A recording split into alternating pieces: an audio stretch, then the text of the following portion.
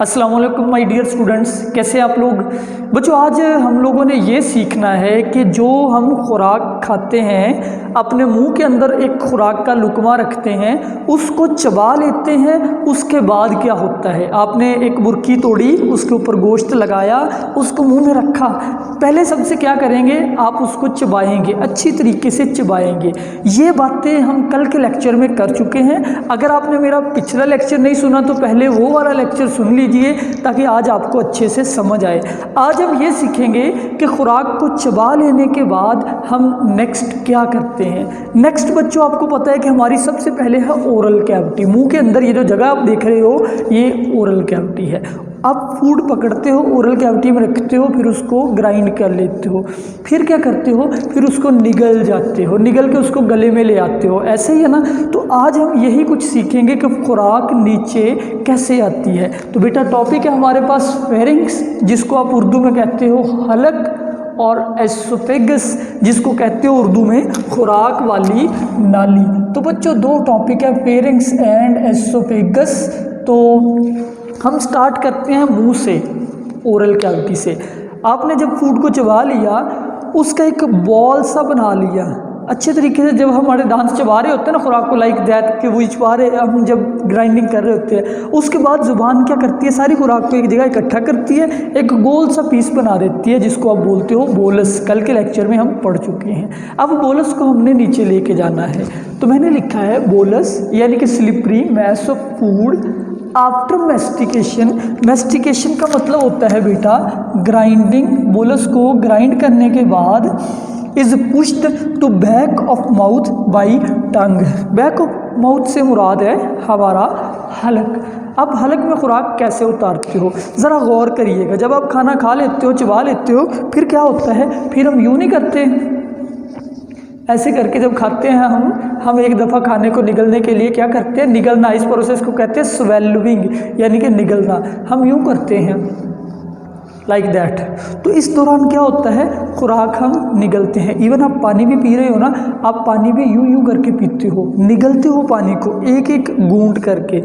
ये नहीं करते कि डायरेक्ट आपने गिलास उठाया, मुंह खोला, अंदर उंडेल लिया ग्लास, ऐसे नहीं होता। आप एक एक घूंट यानी कि एक एक, जैसे रोटी की आप बुरकी बुरकी करके निगलते हो। तो निगलने का प्रोसेस कैसे होता है और क्यों होता है ये भी सुने। आखिर क्या वजह है कि पानी हम डायरेक्ट क्यों नहीं मुंह में उंडेल लेते, हम पानी को घूंट घूंट करके क्यों निगलते हैं, हम ये भी सीखने जा रहे हैं आज। तो बच्चों मैंने लिखा है, पहले आप माउथ का स्ट्रक्चर ज़रा देखिए, आपको ज़्यादा डिटेल में समझ आ जाएगी। ये बच्चों आपका माउथ है, ये जगह ओरल कैविटी है। ओरल कैविटी की अपर साइड पे बच्चों ये जो रीजन आप देख रहे हो दैट इज़ कॉल्ड पैलेट। आपके मुंह के ऊपर वाली जो छत का हिस्सा है that is called palate. Urdu में बोले तो तालू। आपका दो किस्म का तालू है, अपने मुंह के अंदर उंगली मारें, आपका जो पहले वाला तालू है वो थोड़ा हार्ड है, उसको आप कहते हैं हार्ड पैलेट। फिर आपको जो पीछे वाला तालू है वो आपका काफ़ी सॉफ्ट है, एंड से जाके उसको बोलते हो आप सॉफ्ट पैलेट। तो ये बेटा soft palate and hard palate हो गया। फिर बच्चों ये जो रीजन आप देख रहे हो दैट इज़ योर टंग, ये आपकी ज़ुबान हो गई, ठीक है। और ये फिर आपके नीचे जो है वो जॉ हो गया यानी आपका जबड़ा हो गया। अंदर जो स्पेस बन गई दैट इज़ ओरल कैविटी। अब ये है वो खुराक जिसको आपने चबा लिया है, that is now we call as bolus. ये है बच्चों बोलस। बोलस को आपने निगलना है, तो कैसे निगलेंगे। एक मेरी बात आज समझ लीजिए, आपको पहले नहीं पता होगी यकीनन। वो तकरीबन ऐसा है, मतलब आपका माउथ जो है ये एक फेस सा बन गया। अब इस फेस में अगर हम यहाँ पे बनाएं, ये बच्चों ओरल कैविटी है हमारी, ठीक हो गया, गौर से देखिएगा। और ये बच्चों आपके नेज़ल कैविटी है, आपके नाक के अंदर भी एक जगह होती है। अब ओरल और नेज़ल कैविटी के दरमियान में ये जो चीज़ आ चुकी है इसको आप बोलते हो पैलेट। ऊपर वाली नाक की कैविटी है that we called as nasal cavity, और नीचे वाली ओरल कैविटी है, ठीक है बच्चों। ओरल और नेज़ल कैविटी एक पॉइंट पे आके मिल जाती है और एक ही कैविटी बना देती है। इस जगह पे देखिए ओरल कैविटी जो है ये पैलेट है आपका, ओरल कैविटी यहाँ पे नीचे की तरफ आ जाती है, एक बीच में कैविटी सी रह जाती है, और ये फिर आपका हो गया फेरिंक्स। ये जो पीछे वाला हिस्सा है दैट इज़ कॉल्ड फेरिंक्स। अब दोबारा से देखिए इसी डायग्राम को मैं यहाँ बनाता हूँ। ये बच्चों नेज़ल कैविटी हो गई, नेज़ल कैविटी के नीचे ये आपकी ओरल कैविटी हो गई, ठीक है। और यहाँ पे दोनों कैविटीज़ जिस पॉइंट पे मिली that point is called pharynx. समझ आ गई? यानी कि कहने का ये मतलब है हमारी नेज़ल कैविटी और ओरल कैविटी में ये एक पोर है, एक सुराख है, ठीक है। इस सुराख के ज़रिए क्या होता है कि जो आप हवा अंदर लेके जाते हो ना, आप नाक से हवा अंदर लेके गए, जब आप सांस लेते हैं यूँ करके, सांस आप अंदर लेके गए, सांस आपके नाक से जाता है, फिर आपके नेज़ल कैविटी से होकर किधर आ जाता है, आपके माउथ के अंदर ही, आपके माउथ से ही गुजरता है सांस। इसीलिए अगर हम नाक बंद कर ले हम तब भी सांस ले सकते हैं। क्यों? क्योंकि हवा ने गुजरना तो इसी रास्ते से होता है, फेरिंग्स से ही गुजरना है। तो यही बच्चों फेरिंग्स है। अब आपको फेरिंग्स की समझ आ गई, आपको ये भी समझ आ गई कि हमारे ओरल कैविटी और नेज़ल कैविटी में एक पोर होता है, ठीक है। वो पोर नाक को और हमारे मुंह को मिलाता है, और उसके बाद जो रीजन शुरू होता है उसको आप फेरिंग्स कहते हो। और फेरिंग्स जो है ये वो रास्ता है जहाँ से खुराक भी गुजरती है, इसी रास्ते से बच्चों हवा भी गुजरती है, और इसी रास्ते से जो आप खाना खाते हो वो भी गुजरता है। आगे जाके ये दोनों नाली अलग अलग हो जाती है। हवा की नाली जो है वो अगली तरफ आ जाती है यूँ करके, ठीक है, और जो खुराक की नाली है वो पिछली तरफ चली जाती है यूँ करके। दो नालियाँ अलग हो गई, अगली नाली हवा वाली है, एयर वाली है, और पिछली नाली जो है वो फूड वाली है। अब जब आप खाना खाते हैं, खाना आपके नाक में भी जा सकता है ऊपर की तरफ। अगर आप लेट के खा रहे हैं, आप लेट के पानी पी रहे हैं, आपके नाक में पानी जा सकता है, लेकिन नहीं जाता। क्यों नहीं जाता? उसके रीज़न हम देखते हैं, हम समझने की कोशिश करते हैं। कैसे हम निगलते हैं? हम कहते हैं जब हम खुराक खाते हैं ना, हम बोलस बना लेते हैं, टंग पुश सॉफ्ट पैलेट अपवर्ड। जब आप खाने को चबाने लगते हैं ना, आपकी ज़ुबान जो है वो ऊपर की तरफ उठती है और पीछे की तरफ जाती है। अपवर्ड एंड रियर, बुक पे लिखा हुआ है, टंग मूव अपवर्ड एंड रियर। ज़ुबान ऊपर की तरफ आई, पीछे की तरफ आई। इससे क्या हुआ? ज़ुबान जो है वो आपकी नेज़ल कैविटी को बंद कर देती है। कैसे भला? नहीं समझ आई? मैं आपको बताता हूँ। आपके मुंह के अंदर एक चीज़ लटक रही होती है गले के पिछले साइड पे, कभी देखा है? बचपन में आप उसको क्या कहते थे? कां। ਉਹਨੂੰ बचपन से कहते होंगे, पंजाबी च ਉਹਨੂੰ कहते कां। साढ़े मुँह से एक चीज़ लटक रही है, एक इस तरह का जो एक लोथड़ा सा लटक रहा है ऐसा, उसको आप क्या बोलते हो? इंग्लिश के अंदर इस चीज़ का नाम होता है दैट इज़ वुल्वा। ये वुल्वा क्या करता है? ये जो वुल्वा है, ये जब ज़ुबान आपकी ऊपर उठती है ना, अब ज़रा गौर से मेरी बात समझनी है, ये है बच्चों बोलस। आपकी ज़ुबान पीछे की तरफ भी आई और ऊपर की तरफ भी आई। ये है बच्चों, यहाँ पे आपका है वुल्वा, इस जगह पे, ठीक है। ये वुल्वा अभी नीचे की तरफ है। जब आपकी ज़ुबान पीछे की तरफ आई, ऊपर की तरफ आई, ज़ुबान ने वुल्वा पे दबाव डाला और वुल्वा हो गया यूँ बंद। वुल्वा सीधा हो गया, यानी सॉफ्ट पैलेट, बुक पे लिखा हुआ है सॉफ्ट पैलेट। सॉफ्ट पैलेट जो है ये अपवर्ड की तरफ मूव किया और सीधा हो गया, इसने बंद कर दिया। किसको बंद कर दिया? नेज़ल कैविटी को। तो जब आप फूड निगल रहे होते हैं, आपकी नेज़ल कैविटी वक्ती तौर पे बंद हो जाती है। बोलस जो कि अभी यहाँ है, बोलस फिसल कर ज़ुबान के दबाव की वजह से बोलस आ जाता है फेरिंग्स में। अगर आपसे पूछा जाए फेरिंग्स क्या है, तो बच्चों आप कहेंगे कि फेरिंग्स जो है, pharynx it is common pathway. आपने कहना ये कॉमन नाली है फॉर फूड के लिए एंड एयर, दोनों के लिए जो कॉमन रास्ता है वो है फेरिंग्स। अच्छा, अब फेरिंग्स से आगे खुराक आ गई, फेरिंग्स तक आपके आ गई। कैसे आई? मैंने लिखा है स्वेलविंग। इस प्रोसेस को, खुराक के निकलने के प्रोसेस को आप इंग्लिश में कहते हैं स्वेलविंग। स्वेलविंग के दौरान जो है नेज़ल कैविटी को, पहले तो नेज़ल कैविटी को बंद किया जाता है टंग की वजह से। अब आगे खुराक आ गई। आगे देखिए, बड़ी इंटरेस्टिंग एक चीज़ है, पहले आप यहाँ से समझिए बच्चों। जो आपका फेरिंग्स है ना, ये आपका फेरिंग्स है, ठीक है। ये फेरिंग्स है जो कॉमन पाथवे है। फेरिंग्स आगे चल के दो नालियाँ बनाता है। एक नाली आपके सामने की तरफ है जो गले के अंदर है। अगर आप गले के अंदर देखिए, ये जो उभरा हुआ हिस्सा है ये आपको सांस की नाली वाला हिस्सा है। ये मैंने ये ड्रॉ किया है, ठीक है बच्चों। ये आपकी सांस की नाली है। एक नाली पीछे की तरफ चली जाती है, पिछली नाली में अब अलग करके बनाता हूँ। ये बच्चों पीछे वाली नाली है। कितनी नालियाँ यहाँ पे बन जाती है? दो नालियाँ, दो ट्यूब्स बन जाती है, ऊपर से एक ही है। अब पीछे वाली जो नाली है वो है फूड वाली। आपने खुराक किस में भेजनी है? उसमें। अब आपका जो बोलस है वो बेचारा यहाँ कहीं है, वो बोलस यहाँ पे है, वो दोनों नालियों में जा सकता है। वो फूड की नाली में भी जा सकता है वो खुराक की नाली में भी जा सकता है। अगर वो बच्चों आपके फूड की नाली में चला गया फिर तो कोई मसला नहीं। अगर वो सांस की नाली में चला गया आपका उसी वक्त सांस बंद हो जाएगा, आपके लंग्स तक चला जाएगा वो खुराक का पार्टिकल, वो खुराक का ज़र्रा, और फ़ौरन आपकी डेथ हो जाएगी। कितना बड़ा मसला है, लेकिन असी जान नहीं देना, हम उसको नहीं जाने देंगे ट्रैकिया की तरफ, हवा की नाली में उसको रोकेंगे। कैसे रोकेंगे? देखिए, जब आप खाना खाते हैं ना, आप खाने को निगल रहे होते हैं, स्वेलिंग करते हैं, आपका लेरिंग्स ऊपर की तरफ उठता है, लेरिंग्स ऊपर की तरफ उठता है, लाइक दैट, लेरिंग्स ऊपर जाता है। इससे होता क्या है, ज़रा आप हवा की नाली का स्ट्रक्चर समझिए, गौर से ज़रा उसकी नाली का, हवा की नाली का ना स्ट्रक्चर समझिए।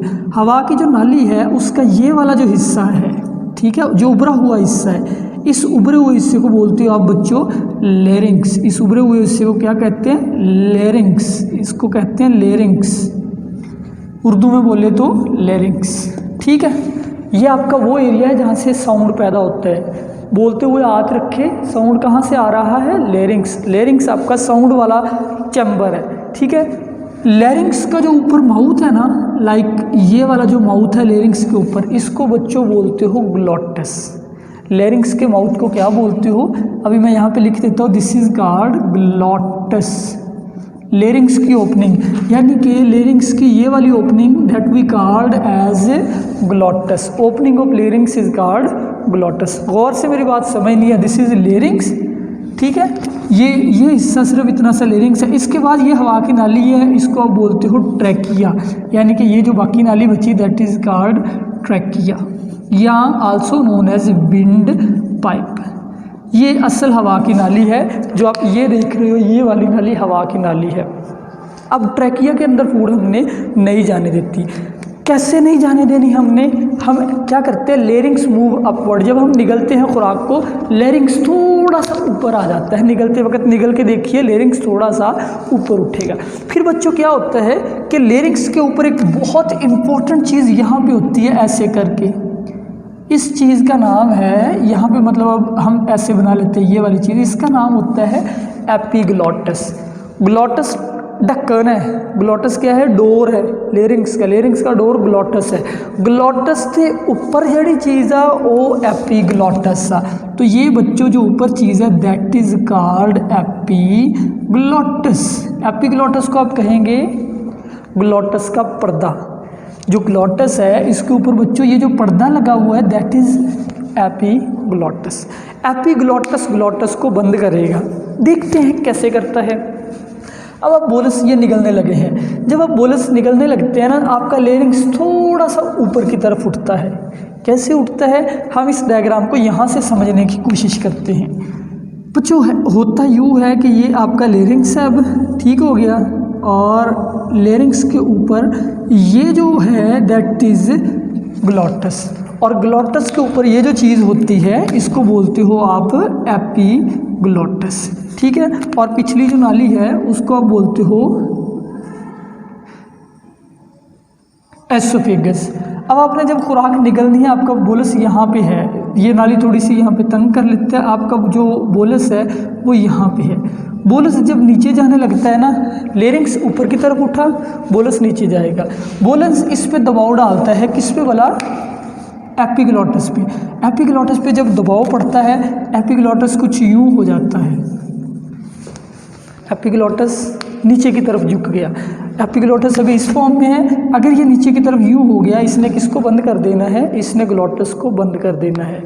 एपिग्लॉटस जो है ये ऐसे है, थोड़ा सा सीधा है, इसके ऊपर बोलस ने दबाव डाला यूँ करके, ये नीचे की तरफ मुड़ गया, पतला सा होता है, हल्का सा होता है, लचकदार सा, ये यूँ मुड़ गया। इसने किसको कवर कर लिया? ग्लॉटस को। वो जो नीचे ओपनिंग है, वो जो बच्चों नीचे ऐसे करके ओपनिंग है, उसके ऊपर ये ऐसे है, पहले फूड ने इसके ऊपर दबाव डाला, इसने यूँ कवर कर लिया। अभी इसने एक स्लाइड से बना दिया ऐसे करके। साथ ही मौजूद है आपकी जो विंड पाइप, जो एसोफेगस है, ये ग्लॉटस, एपिग्लॉटस, ये आपके पास क्या है? फूड का ज़र्रा। तो एपिग्लॉटस यूँ हो गया, मतलब उसने पार्शियली बंद कर दिया, उसने आधा तकरीबन बंद कर दिया ग्लॉटस को। फूड आसानी से इजीली फिसल कर किस में चली जाएगी? फूड इजीली बच्चों फिसल कर चली जाएगी आपके एसोफेगस में। ये है निगलने का प्रोसेस। समझ आई आपको? एक बार दोबारा से रिपीट करता हूँ। जब आप निगलते हैं सबसे पहले आपकी ज़ुबान ऊपर उठती है, पीछे की तरफ जाती है, नेज़ल कैविटी को बंद करती है, क्योंकि अगर नेज़ल कैविटी को बंद ना किया जाए पानी या फूड आपके नेज़ल कैविटी में चला जाता है, फिर पता क्या होता है, आपको उथू आता है। वो जो खाना खाते हुए अगर कोई आपको हंसा दे, एकदम आपके नाक से पानी निकल आता है, वो एक्चुअली इसलिए होता है कि आपने ठीक तरीके से खुराक को स्वेलो नहीं किया, खुराक आपके नाक से बाहर आ गई, पानी आपके नाक से बाहर आ गया।